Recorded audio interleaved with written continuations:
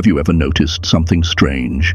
The person who stays calm in a heated argument always seems to come out on top, not because they outsmarted their opponent with clever words, but because they chose not to play the same game. Winning a disagreement isn't about who talks the most. It's about when you choose to speak and when you don't. While one person is venting, repeating themselves, and desperately trying to convince, the quiet one stands still, steady, untouched, and suddenly they hold all the power. Now here's the twist.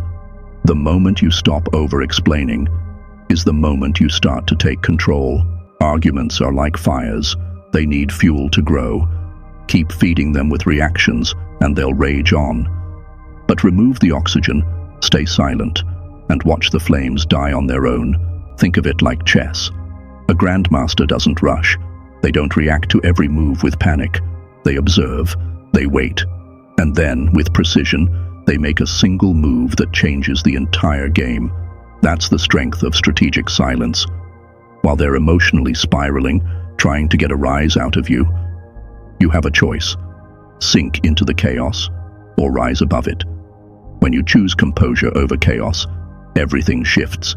They begin to question themselves, their confidence, shaky, their arguments, hollow, and you've already won, without yelling, without proving, just by standing firm.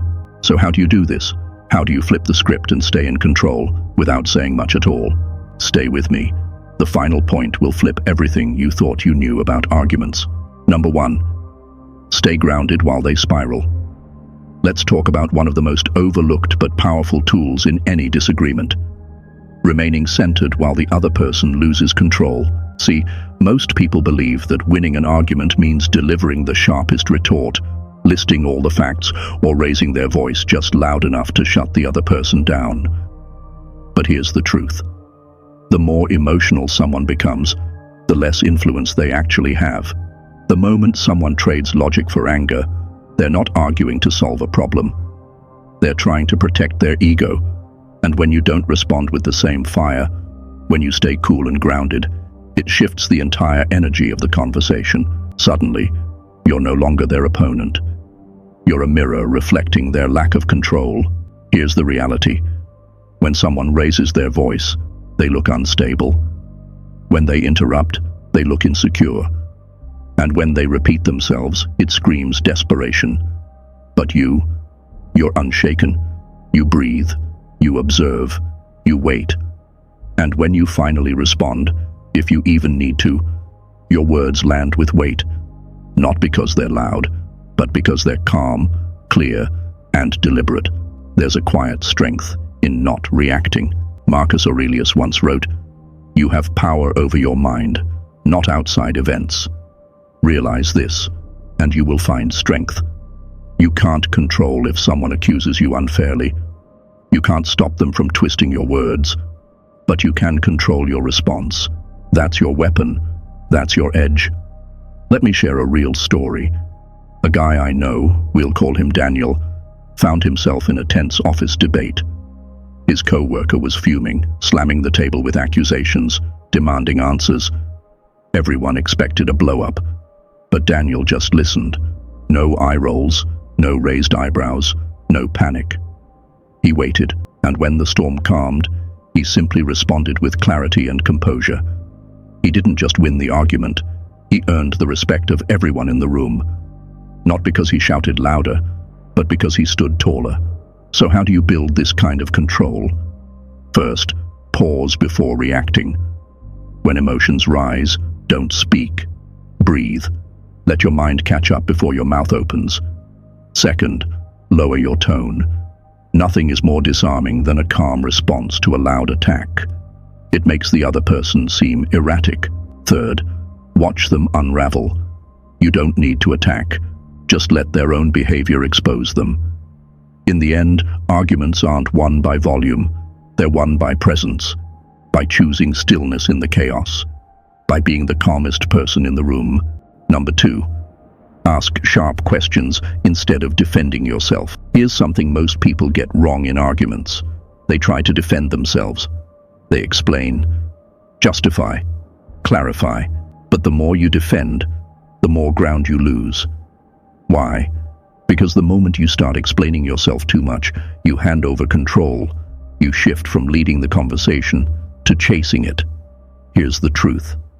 If you want to win an argument without ever raising your voice, don't defend, question. Ask sharp, precise questions that force the other person to examine their own logic. Because the more they try to explain, the more the cracks begin to show. You don't need to attack their point head-on. That creates resistance. You don't need to prove them wrong. That creates defensiveness. Instead, lead them into a corner with their own reasoning. And this is where it gets powerful. Let's say someone tells you your idea won't work. Instead of arguing back, ask, "What part do you think is the biggest risk?" Then follow up. "How is that different from challenges we've already overcome?" See what happens. Now they're doing the explaining. Now they're on the defensive. And now you're in control without ever needing to raise your voice. This isn't manipulation. It's leadership. Marcus Aurelius once said, "The nearer a man comes to a calm mind, the closer he is to strength." A calm, curious mind, one that asks the right questions, will always outthink an emotional, defensive one. Here's a story to bring it home. A friend of mine, we'll call him Marcus, was in a meeting where his proposal was under fire. One colleague kept interrupting, saying it wasn't realistic. Most people would have jumped in to defend every point. But Marcus didn't argue. He just asked, "Can you help me understand what you think is unrealistic?" The colleague mentioned a vague concern about costs, so Marcus followed up. "Would that still be a concern if we phased it in over 2 quarters instead of 1? The room got quiet. Because what Marcus had done was simple. He let his opponent reveal the weakness of their own stance, without attacking, without defending, just asking the right questions. So how do you master this in your own life? First, stay composed. Don't rush to protect your ego. Slow your response. Calm your energy. Second, ask focused, strategic questions that guide, not provoke. Third, let them talk. The longer they explain, the more you'll see where their logic starts to fall apart. At the end of the day, the one asking the questions is the one steering the conversation. So don't rush to justify yourself. Don't feel the need to explain your every move. Instead, ask. Because sometimes the best way to win is to let the other person talk themselves out of their own argument. Number 3, use silence to make them second-guess themselves. Here's a tactic most people overlook. Silence. Not because they don't know it exists, but because they underestimate its power. See, when we're in an argument, our instinct is to fill the space, to respond, react, explain, correct, defend. But what if I told you that the most powerful move is sometimes no move at all? Silence, when used intentionally, isn't weakness. It's leverage. It unsettles people. It throws them off balance. Why? Because when they're expecting resistance and you give them none, they start battling themselves. Here's the truth. Most people argue to be heard, not to understand. They throw out points, attacks, and assumptions, and expect you to respond. But when you just sit with it, you leave them suspended in their own uncertainty. That's when doubt creeps in. They start to wonder, did I go too far? Are they not reacting because they're confident? Did I just make a mistake? That's the moment the power shifts. Epictetus once said, "Let silence be your goal, except when speaking is more valuable." Silence isn't the absence of action. It's the presence of discipline. And when you master it, it does something incredible. It forces the other person to confront the weight of their own words. Let me give you an example. There's a guy I know. We'll call him Sean. He once found himself being unfairly criticized in a meeting. His coworker kept talking over him, throwing out accusations, trying to push him into a corner. But Sean didn't respond. He just looked at the guy, calm, focused, still. The longer the coworker spoke, the more off track he got. He started repeating himself, tripping over his own points, even contradicting earlier claims. And Sean, still silent, And then, silence from the co-worker too, because he had nothing left to say. He had unraveled without Sean lifting a finger. When Sean finally spoke, his words landed like a hammer. "Are you finished?" It wasn't rude. It wasn't defensive. It was complete control. So, how do you make silence work for you? First, pause before replying. Let the silence breathe. Let them fill it. Second, hold eye contact.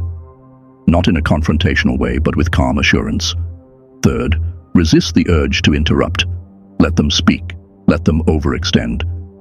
Because here's the thing. The more noise they make, the more your silence stands out. And in that stillness, they'll feel exposed. They'll start second-guessing.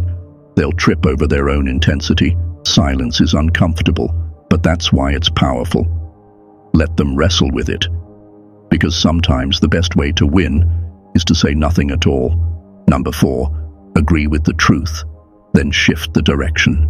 Here's a tactic that feels counterintuitive, but it works like magic. Agree, then redirect. Most people think that to win a disagreement, you need to push back on everything the other person says. They think it's a battle of constant resistance. Block, reject, counter, repeat. But that only creates more tension, more walls, more ego. Instead, take a different route. When they say something that contains even a sliver of truth, acknowledge it, agree with it. Why? Because it throws them off. It diffuses their aggression. And most importantly, it builds trust in the middle of a conflict. Here's the secret. Agreeing with something doesn't mean surrendering. It means you're secure enough to validate what's reasonable before leading the conversation somewhere stronger. You catch them off guard with agreement, and then you guide. Marcus Aurelius once said, "Be tolerant with others, strict with yourself." He wasn't just talking about kindness. He was talking about strategy. Tolerant doesn't mean passive. It means knowing when to acknowledge and when to lead. Let me show you how it works in real life. There's a woman I know. We'll call her Mia. She was in a strategy meeting where her teammate challenged her proposal, saying, "This idea isn't efficient enough. It'll slow everything down." Now, Mia could have gone into defense mode, but instead she said, "You're absolutely right. We can't afford inefficiency." That's a valid point. Boom. Instant disarm. Then she followed with, "That's why I've designed it to automate the follow-up process. It actually speeds up the back end by 40%. Suddenly the room wasn't seeing a clash of opinions. They were seeing collaboration. And just like that, Mia had turned tension into momentum. So how do you use this technique? First, find the truth in what they're saying. Even a flawed argument often contains a small valid concern. Second, acknowledge it out loud. This earns you credibility. It makes them feel seen. Third, gently pivot. Use that common ground as a bridge to your stronger, clearer point. Because here's the truth.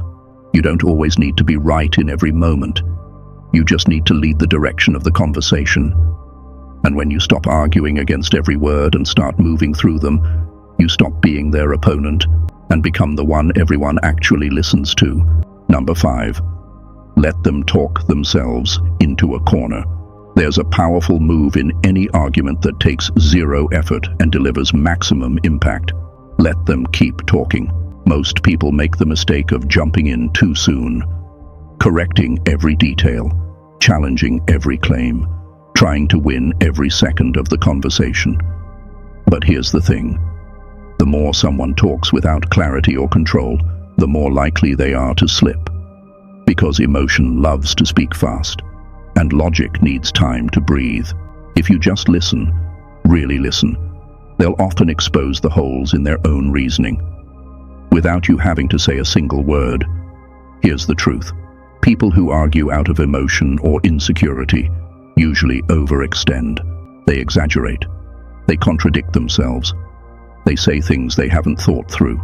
And if you stay quiet, calm, and focused, you'll start to see the inconsistencies form, like cracks in glass. Zeno of Citium, the founder of Stoicism, once said, "Better to trip with the feet than with the tongue."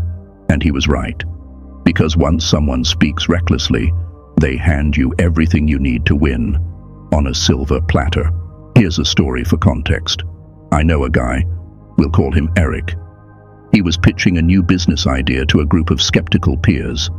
One of them, let's call him Jake, kept pushing back. The market's too small. There's too much competition. It's just not viable. Now Eric could have started firing back point by point, but he didn't. He just nodded, stayed calm and asked, "Can you walk me through what makes the market too small?" Jake answered. Then Eric asked, "So if the market's too small, why is competition such a concern?" And that's when it happened. Jake froze, because those 2 points didn't align. And just like that, Jake realized he was arguing in a circle. Eric didn't win by force. He won by creating space for the other person to undo themselves. So how do you use this strategy? First, let them speak. Don't interrupt. Don't react. Just listen like a strategist.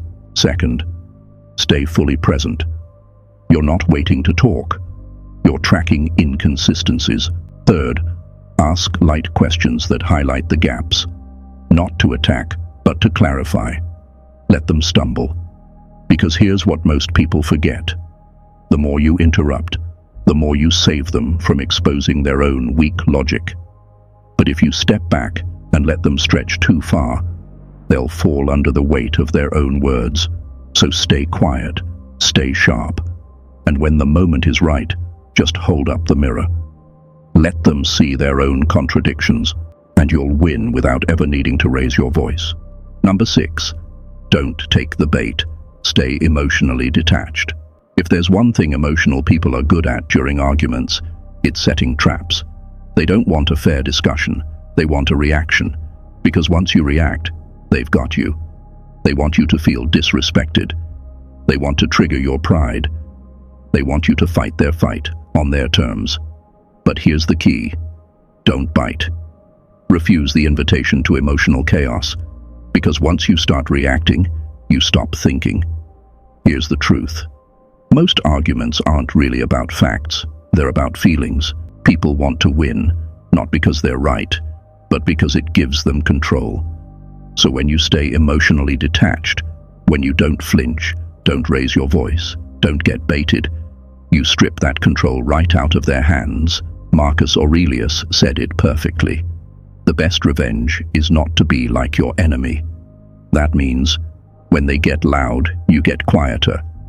When they get personal, you stay principle-driven. When they try to drag you down, you rise above. Because here's what happens when you don't react. They get confused, then frustrated, then exposed. Let me tell you a real story. There's a guy I know, we'll call him Kevin. Kevin had a coworker who loved to provoke him. Snarky comments, eye rolls, passive-aggressive digs, the works. And for a while, Kevin used to get pulled in. He'd argue, get defensive, get rattled, till one day he made a decision. No more bait. So the next time his co-worker tried to push his buttons in a meeting, Kevin just smiled. No sarcasm, no reaction, just calm presence. His co-worker got louder, meaner, more dramatic. But Kevin, he stayed grounded. He answered with facts, with poise, with zero emotion. Eventually, the co-worker looked ridiculous, like a child throwing a tantrum while the adult in the room refused to engage. And the best part? Everyone saw it. Kevin didn't just win the moment, he earned authority. So how do you master this? First, recognize the bait. When someone pushes your buttons, pause. Ask yourself, is this really about truth or just control? Second, stay neutral. Speak with calm. Respond with clarity. Never escalate. Third, let them waste their energy. The more you refuse to engage, the more out of control they appear. Because here's the thing. You don't have to attend every argument you're invited to. And you definitely don't have to fight every time someone pokes at your ego. Control is power. Detachment is power.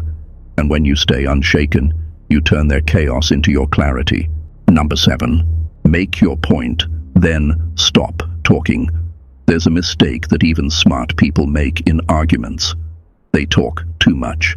They make a strong point. Then they keep going. They explain it again. Then they add examples. Then they try to make it even stronger. And without realizing it, they start watering down the impact of what they just said. Here's the truth. The more you talk, the easier it is to be misunderstood. The more you explain, the more opportunities you give others to twist your words. But when you speak with precision and then stop, your message hits harder. It's not about having a long explanation. It's about having a clear, confident one. A single strong point can carry more weight than 5 minutes of over-talking. Epictetus put it beautifully. Don't explain your philosophy. Embody it. In other words, don't over-defend what you believe. Let the strength of your words and your presence do the talking. Here's an example. A friend of mine, we'll call him Jason, was in a disagreement with his boss over a new workflow. His boss kept raising objections. It's too risky. It's unfamiliar. It might not scale. Jason didn't get defensive. He didn't list off 20 benefits or statistics. He simply said, "Let's test it for 1 week. If it works, we continue. If not, we stop. No risk." Then he stopped talking. No rambling. No follow-up. Just silence. And in that silence, something shifted. His boss had no room to argue. The idea was logical, simple, and low risk. There was nothing to push against. So what did his boss say? "All right, let's try it." Jason didn't win by overpowering the conversation. He won by ending it at exactly the right moment. So how can you use this in your own life? First, make your point clearly. No fluff, no detours, just truth. Second, stop talking. Let the silence settle. Let your words breathe. Third, resist the urge to add more. Trust that if your point is strong, it doesn't need reinforcement. It needs space. Remember this. Confident people don't try to prove everything. They say what matters and let it land. It's the insecure ones who can't stop explaining. So next time you're in a debate or a tense conversation, don't rush to fill the silence. Speak your truth, then let it echo. Because sometimes the most powerful words are the ones you don't add after.